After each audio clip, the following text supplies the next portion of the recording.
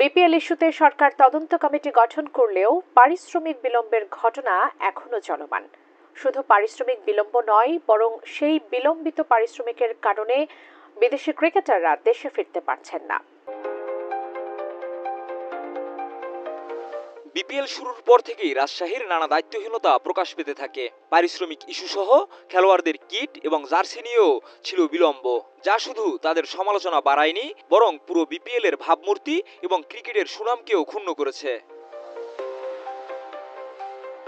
BPL এর চলতি আসরে দুর্বার রাজশাহী প্লে অফে যাওয়ার আশা শেষ হয়ে গেছে গতকাল সন্ধ্যায়। ঢাকা ক্যাপিটালসকে হারিয়ে খুলনা টাইগার্স চতুর্থ দল হিসেবে প্লে অফে জায়গা করে নিয়েছে। তবে দুর্বার রাজশাহীর বিপিএল শেষ হলেও দেশে ফিরতে পারছেন না তাদের বিদেশি ক্রিকেটাররা।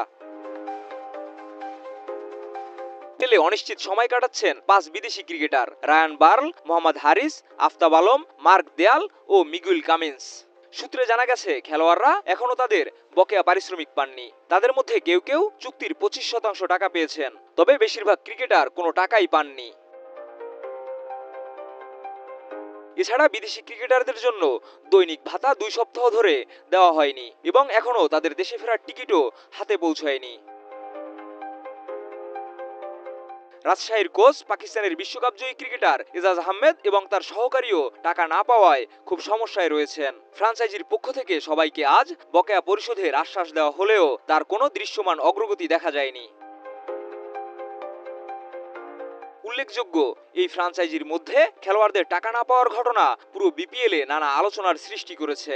এক সময় খেলোয়াড়দের পারিশ্রমিক না পেয়ে একটি ম্যাচে বিদেশি ক্রিকেটাররা মাঠে নামেননি, যা ছিল একটি নজিরবিহীন ঘটনা। পরবর্তীতে বিসিবির অনুরোধে তারা আবারও মাঠে নামেন। এর আগেও চট্টগ্রামে অনুশীলন বয়কট করেছিল পুরো দল। এছাড়া ফ্রাঞ্চাইজিটি হোটেল বিল পরিশোধ নিয়েও সমস্যায় পড়েছে বলে জানা গেছে।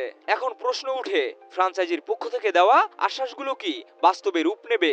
খেলোয়াড়দের বকেয়া পরিশোধের আশ্বাস দিয়ে তাদের দেশে ফিরিয়ে দেওয়া হবে কিনা তা সময়ই বলে দেবে।